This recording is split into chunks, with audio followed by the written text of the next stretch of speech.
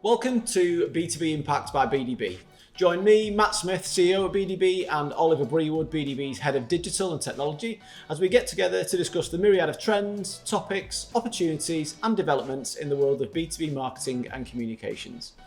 Our aim is to arm you with content, opinions, and insights that deliver lasting and meaningful impact across the B2B community, helping the global businesses and brands we partner with navigate their way through the information and communication revolution. Are you ready to make an impact?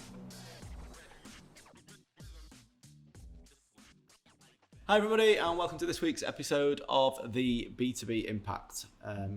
I think with the current events that are going on in the world, it would be remiss of us not to acknowledge the atrocities and the issues that are currently going on between the Ukraine and Russia. Whilst we don't want to spend too long on the topic, it was more about acknowledging, I guess, the disruption that it's having globally at the minute.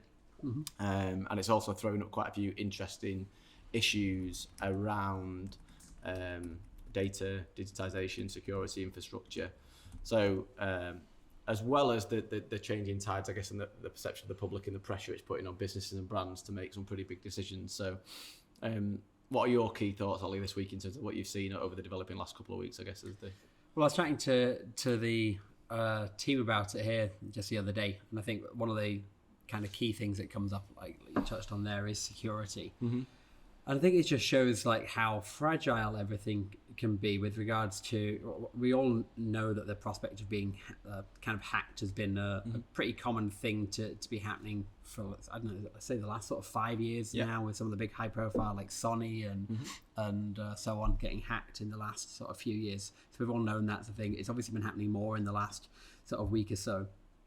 And I know we've also faced clients that have had that sort of like form of issue to some extent in the past as well, with regards to, you know, just having viruses placed on their sites or having data stolen, things like that. So it just does, I think it's obviously not particularly changing anything. I'm not saying because of what's going on at the moment that you're about to get hacked, but I think it helps bring it to front of mind that these sort of things can happen. And it just makes you realize that there are, well, generally some simple steps that everybody should be taking security-wise that I would say people are generally quite lax with. Not all of our clients are, but I'd say a lot of people are quite lax with it. It's one of those things, isn't it? I guess it's, if you've never been subject to it, it's one of the, I don't know, you think like you think about your own insurance and you think you have at home and various products. It's easy to think it's a 0.01% chance until it's you that is the victim of it. Absolutely. And then you realise how important it is forevermore. Yeah. And in terms of those, the tips and I guess some of the basics people can be thinking about so they can, I guess, mitigate or reduce the risk as much as they can against the cybersecurity hacking threats. Is there something you can share off the top of your head or things that you could? Yeah, so I think obviously it very much depends on your own infrastructure and, you know, how much data you actually have that's, you know, you're afraid of, or how much you need to worry about your own system stability and things like that. But I think first one is really speaking to things like hosting providers and whoever else manages your infrastructure to make sure that it has actually got good security practices in place. Obviously, there'll be unique settings that can be configured for whatever your infrastructure might be that, who knows, may or may not be on at the moment. I know in many cases of projects that I've worked on in the past, from a website point of view, in some cases, simple security settings wouldn't be enabled by default. And it's just a case of, in some of those cases, might be speaking to your hosting provider and saying, what security options should we be enabling? Are there any that aren't currently on that could be turned on? Sure. Taking it down to the very simple scale, if you've just got things like WordPress sites, for example, there are simple plugins that you can install that will help make it more secure. And you can obviously then start thinking about password security, which is more on making sure that, you know, users are being responsible, making sure that you've not got old passwords in there that have been, you know, the same passwords for ages, and that you are using proper levels of password security. And is it also an opportunity to audit your suppliers? Like we have to be, you know, as an agency provider to other businesses and brands that we work with globally when we've got to do that. Well, to some extent, every supplier you work with is an extra layer of vulnerability and therefore needs to be considered. So any organization that's been through sort of an information security process and has that kind of documentation in place will know how important it is to consider, you know, hundreds of different measures that you also find a lot in those situations. So we have to do an awful lot of the data compliance and integrity checks and so on. But I guess a lot of it's kind of based on blind faith and trust, isn't it, to an extent? Because it's more, have you got these in play? Yeah, your supplier says and signs off on it. And then you've ticked the box kind of internally with procurement and your IT or data security team. But I don't know, maybe a more robust audit of the suppliers at times might be required to make sure these kind of things are in play as well. I mean, not that I'd like to invite it because it's a lengthy process, but I would say I think a lot of the contracts that we've signed and that other companies have had their suppliers sign will say things like, we have the right to audit you. How often they actually get exercised is another matter. You don't see it very often. I know in all the businesses and brands we work with, you don't see it very often at all. But as you say, certainly not to invite them upon us, but it's certainly something to be mindful of as we're going through. It's certainly not something to be taken for granted because, like I say, it's all easy to ignore until it's your website that's got an issue or your platform that's got an issue, and then all of a sudden you're losing revenue over it. And that one of the other things I think we were discussing offline before we kicked off recording was around, I guess, public perception and pressure on businesses and brands. And it's not particularly B2B. This, I guess, it definitely involves B2B businesses, but it's more macro, I guess, for people to be ceasing relationships with Russia, dropping supply to or buying purchasing products or services from Russia. And you're seeing that kind of snowball effect of, I don't know if it's well, I think it's interesting. I think we've seen multiple levels of this in the past, and some of this might be inaccurate, and somebody can feel free to correct me if they think I'm wrong. Sure. But I say from a sort of a sustainability standpoint, for example, obviously that's been a growing issue over the years, and we know it's not going anywhere now. But I argue a lot of that sort of kicked off the back of like seeing a photo of a turtle with a straw up its nose sort of thing. And all of a sudden plastic straws are completely gone. And I feel like that was a sort of a knee-jerk reaction to something that resulted in a lot of public pressure, and all of a sudden huge global organizations are making changes, and as soon as some of those organizations start making changes, there's a lot of pressure for other organizations to start making changes. But I guess the flip side of that is, I guess that's positive change to an extent regardless, isn't it? In terms of using the straw example or whatever it is, but sustainability has certainly grown legs and gathered pace, and I think there's almost, because it can only have a positive impact, businesses and brands kind of adopting a more sustainable stance and being more conscious around their sustainability efforts. But with something like this, when it's such a negative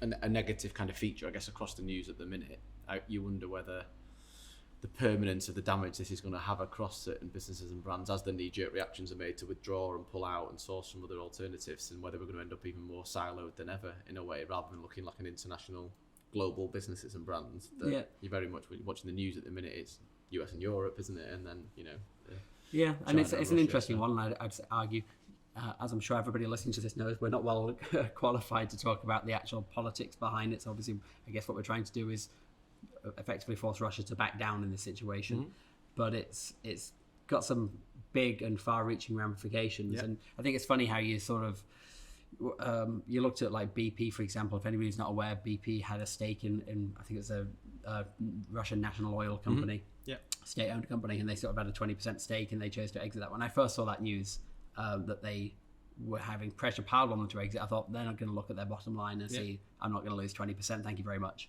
And they've actually gone ahead and started putting plans in place to actually do it, which for me is just showing how much public pressure is piling on. You're seeing FIFA 2022 is in Electronic Arts, the game, of removing Russia from the game, and there's all sorts of things that are happening just because of the amount of public pressure, which I guess actually have all aimed to throttle and stifle Russia, so they do back down, so they haven't got the means or the wherewithal to continue with their atrocities they're currently committing, I guess. But then some of them it's harming. Like the one I found slightly odd was like Apple. I think have blocked Apple Maps, for example, in Russia.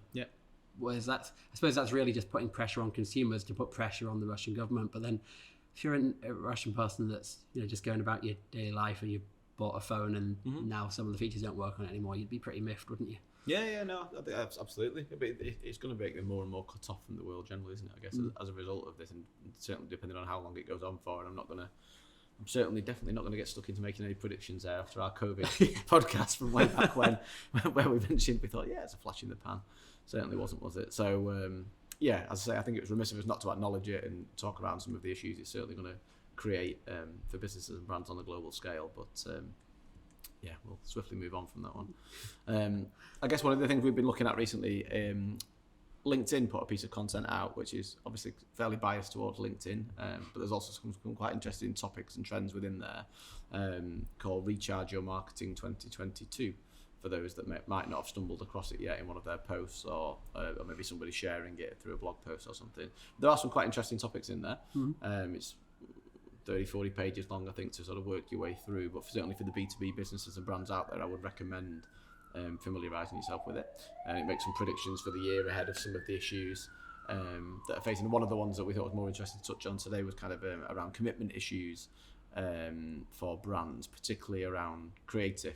Mm-hmm. Do you want to give us an overview, Ollie, of what you kind of saw there, and then we can sort of bring it to life for the guys? So effectively, somebody from the B2B Institute has done some research in terms of the kind of longevity and effectiveness of creative, and summing up the article in a few words is effectively that, believe it or not, the longer and more committed you are to your creative, the more impact it's going to have and the more return on investment you're going to be seeing from it. Mm-hmm.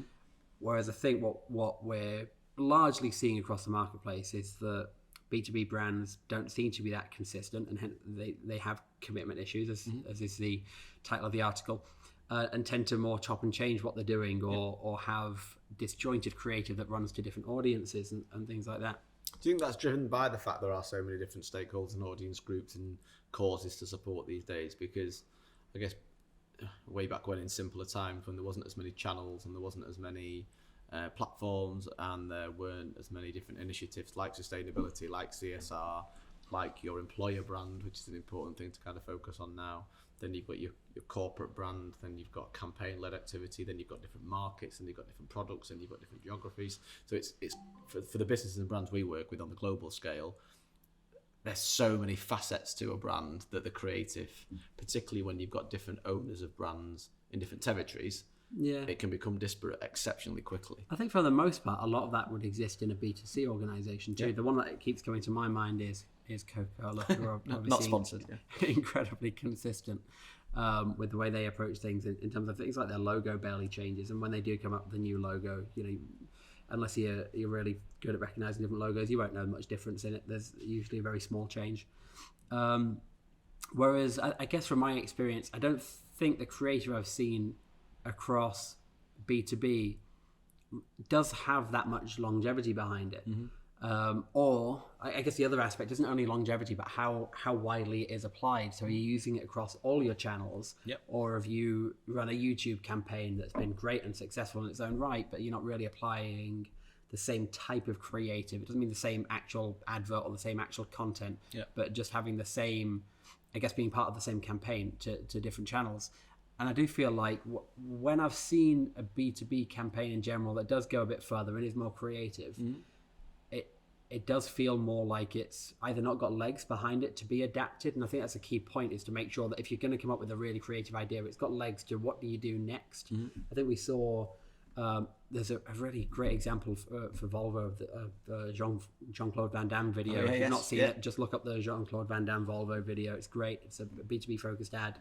Where they've got that obviously great celebrity in there. Mm-hmm. Great, and I said it comes out he's done anything wrong, and then not so great. It's good. As far as I know at the minute, times changed a bit there. But it's really great creative. But how do you follow up from something like that?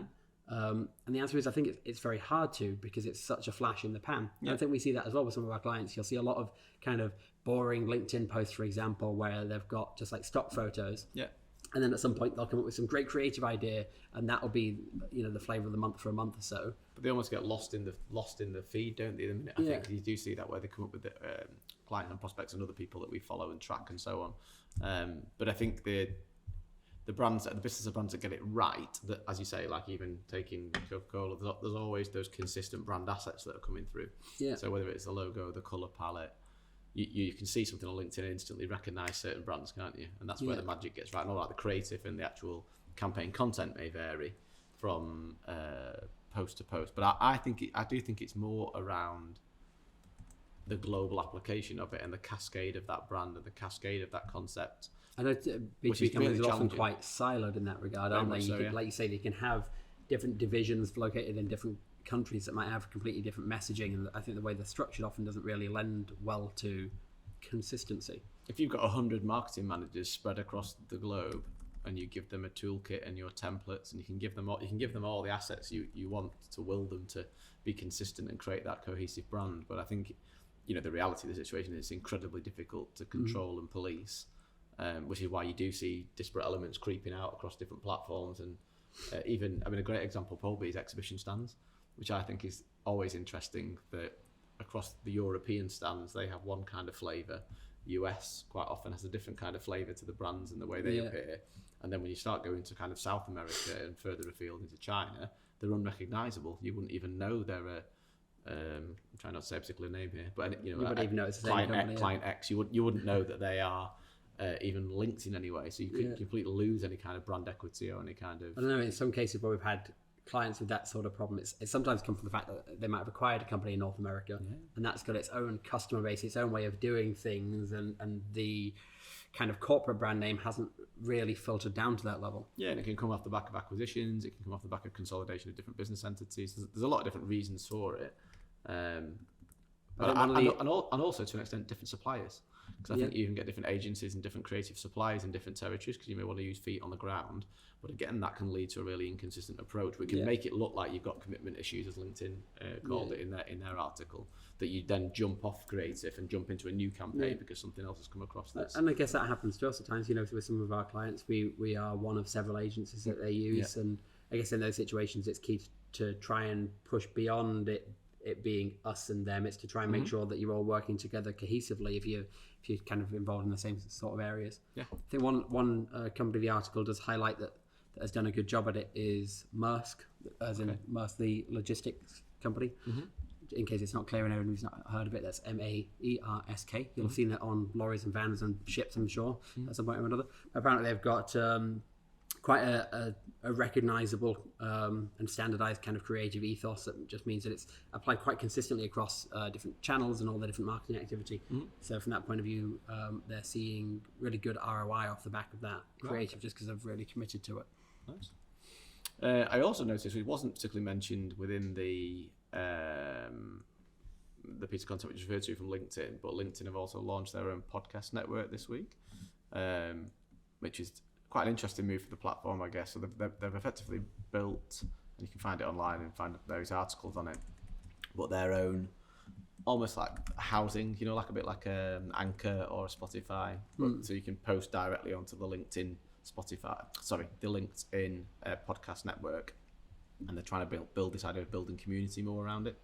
So rather than just going on and listening to a podcast and taking it in, then you can connect through LinkedIn to the speakers or to the people that feature on the podcast, and then continue to build a relationship with them through further engagement and content being shared. So where do you stand on podcasts at the minute? Obviously it's a bit meta given we're sat here doing one, but for us the purpose of doing the podcast was always very much around getting content out quickly to our clients. So if we'd seen something that was interesting, we wanted to bring something to you and help you navigate the B2B marketing landscape, as we've always said. That was our sole purpose. We're not trying to rank one on iTunes. That's not the point of it. It's purely for our clients and any prospects that find us. But where do you stand, I guess, on podcasts as part of the marketing communications mix at the minute? Do you think they've still got legs? Do you think... I think podcasts are a really good way of sharing thoughts and ideas in that they're relatively easy to put together. Grab a couple of mics and you can get going basically straight away. I'd even argue one mic might do it if you position it well. You need to play around a little bit with the tech, but it's really not that arduous to put together. And you can just start getting ideas shared with your audiences. And I'd argue near enough everybody's got ideas that are worth sharing and that merit sharing. So whether that's getting some of your R&D experts around a table start talking about things that be of interest to clients, or in our case sharing that kind of marketing information that's hopefully of interest to the clients. I listen to all sorts of podcasts from kind of marketing related to sales related to kind of more operations related, and they just all give you other people's perspectives, other people's issues, that you take what you want from it, don't you? Some of them you'll go like, that is excellent, that's a great point, that really resonates with a challenge I could have now or could have in the future, and it'll help me solve it. And other things you go like, okay, that's interesting, but it's not for me. And you can pick and choose which episodes you listen to. You don't have to listen to them all, but they're a great, quick, easy way of getting content out there. If you try and write the same piece of content, I think it's guaranteed it's going to take you at least 10 times as long to produce. It takes a long time to write things down. And will people listen, actually read the full piece of content? I don't know. I think for me, at least, I'm much more inclined to listen to a half-hour podcast than I am read an article that contains the same amount of content. Yeah, that's a link. That might be my attention span issue, but I'd say that applies to more than just me. No link to that point. Yeah, I think I consume more audio. I tend to buy a book, but then I'll audio book, listen to it alongside having the physical book. I still like to have the actual book. The same kind of principle, I guess, of stealing 20 minutes here and there, where you can on the drive home, or when you're at the gym or on the treadmill, which has been a while. I know you. And it's one for me. Obviously, I can't remember what year podcasts sort of came out, but I think I'm going to say like 2007, 2008, sometime around. It took a long time to gather pace, didn't it? And gather. Well, I would say that immediately it felt like there was quite a lot of noise around it. Yeah. And then I kind of felt like they went away. And I don't know if that's in my perception, but I felt like I went years without anybody massively talking about podcasts. I think Ricky Gervais originally had one of the biggest podcasts at the start. And I was a big listener to that. And then it just felt like, I don't know what years, but I'm going to say from sort of 2010 to 14, I didn't really hear people talking about podcasts much. But do you think, then at some point after that, they snowballed and everybody's got a podcast. Do you think, I guess that's linked to the point, do you think now they are so mass market that I don't mean losing their appeal, because you've obviously got people like Joe Rogan and some of the key podcasts that obviously got huge listeners now and numbers, but if you were, I'll stick to B2B, if you're a B2B business or brand, and I'm seeing some of our clients, some of our prospects starting to podcast, the concern is for me that it's just noise if you're not careful. I think you've got that argument with the same with content. There's so much content out there. I guess what I'd say is that with a podcast, I think it's okay to be niche. You don't need to have a lot of people listening to you, and you don't need to have mass appeal. What you need to have is deliver value and find your right audience. Are you going to be number one or even a number one business podcast? No, not unless you're talking about, being the entrepreneur that's going to get a ton to millions within years. Within our year, that sounds more impressive. Years. But I think for our sort of B2B audiences, what you should be looking to do is add value to your prospective customers, to your clientele. I think it can tie into that customer success trend. Yeah. So it's just about trying to get that niche and important content in front of your audience. So, yes. I think that's where, if you can link the podcast to people's pain points, so I guess the relevant point here for us, the pain point of most of our clients and most of the contacts we've got within our clients is the volume of information, the pressure that's placed on people, the speed things are changing at the minute, which is why we're making this podcast focus on topical things that we think are relevant, that might have relevance in your space, to bring to your attention in a relatively quick, snappy manner. With a quick overview, you can go and do some research afterwards into it if you want to, and obviously reach out to us for a discussion. That's kind of our stance on it, to aid with our clients' pain points. Trying to, if you are thinking of doing a podcast yourself, focus in on that. So what were your stakeholders struggling with? What do they want to hear about? And do a bit of research as well, what's already out there. I suspect in most cases there probably isn't a lot out there. If you start, I found this even with marketing. If you look at B2B marketing, there aren't a lot of quality B2B marketing podcasts. I agree. I'd argue there's very few.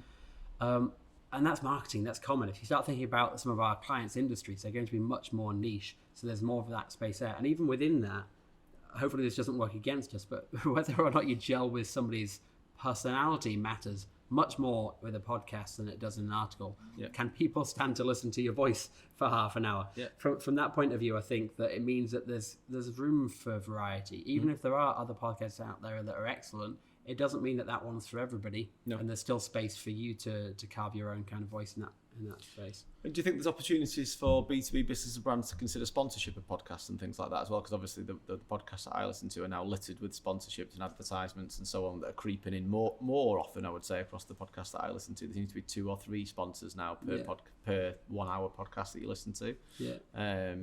But I guess in certain sectors and certain areas that our clients and prospects work within, it could be something to consider as well, particularly with the LinkedIn side of things, which are more business focused. I think it comes down to how many listeners there are and how prevalent it is, how popular it is. Because I think when you start listening to, for example, a marketing podcast, and it's got a decent audience, a decent audience size to it, then it makes sense for things like marketing tools to have adverts in the podcast, because the people listening to it are marketers, and when they hear about a new SEO tool or whatever it might be, then they can, there's a very high chance that they'll go, oh, that's something I might be interested in. Yeah.